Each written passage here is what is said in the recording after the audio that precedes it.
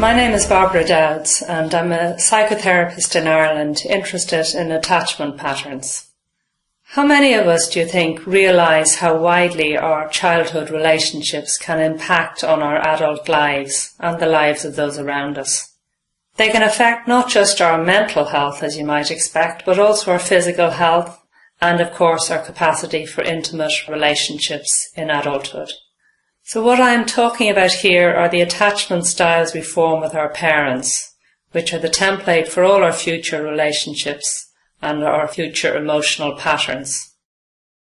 Attachment refers to the need children have to be in close proximity to their caregivers, like an invisible elastic band between them.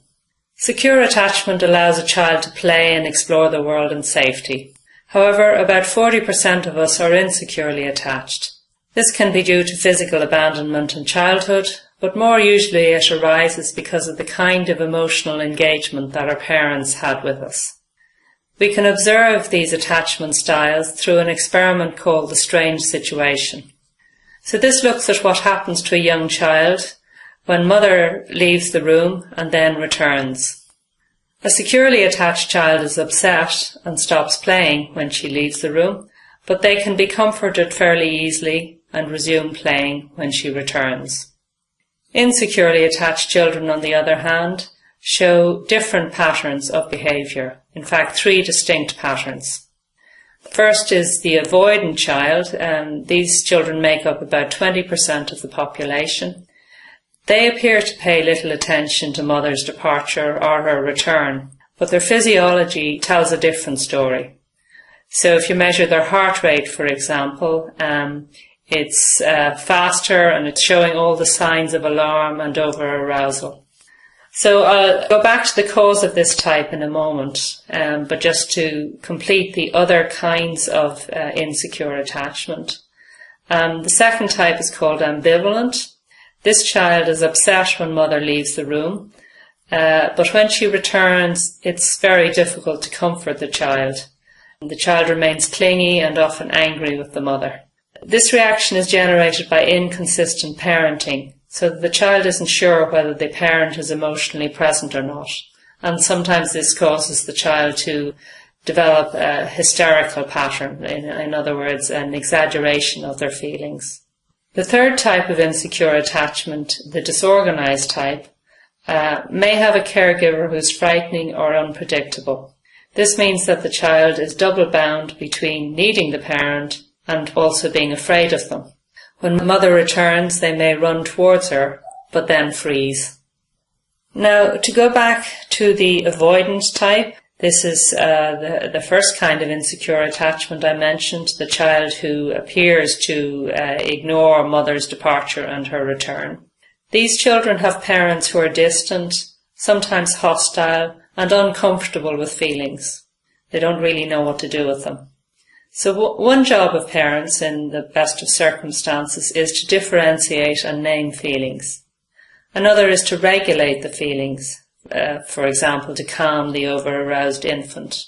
For avoidant children, the parents do neither of these jobs very well. Rather, they transmit the message that feelings are bad or dangerous or unacceptable in some way. So the child has no choice but to repress feelings. Because the parenting has been insensitive and unattuned to the child's needs, the person grows up out of touch with both their own feelings and those of others. This affects all their adult relationships, as you might imagine, and also, of course, their capacity to parent. As parents, they tend to pass on the avoidant pattern that they grew up with. In the absence of a reparative relationship then, maybe with another adult or with a therapist even, we tend to carry our childhood attachment patterns into adulthood and relate to spouse or partner as we related to our primary caregivers. My book, Beyond the Frustrated Self, is about the consequences of avoidant attachment for the adult.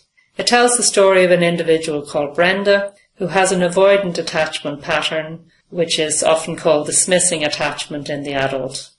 We see Brenda's difficulties with ordinary life and come to understand the extent to which avoidance is a self-frustrating pattern.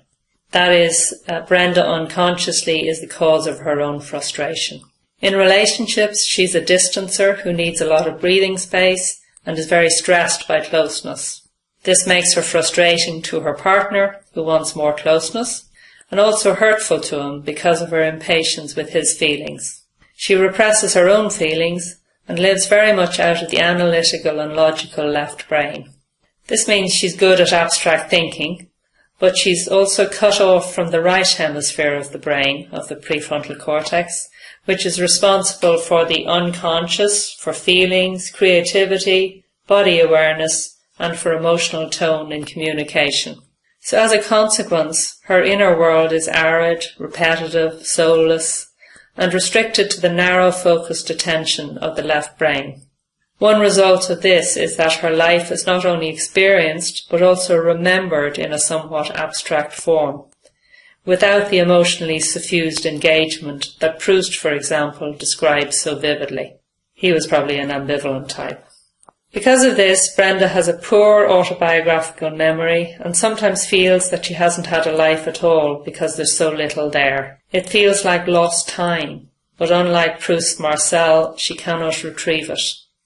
Now, when a parent regulates feelings, this enables an individual to react in emotionally appropriate ways to people and situations, and to be flexible and responsive.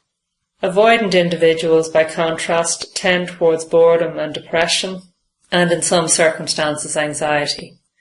They lack the emotional resilience of securely attached people, and they're very stressed because of that by the world's impingements, such as too much noise or speed.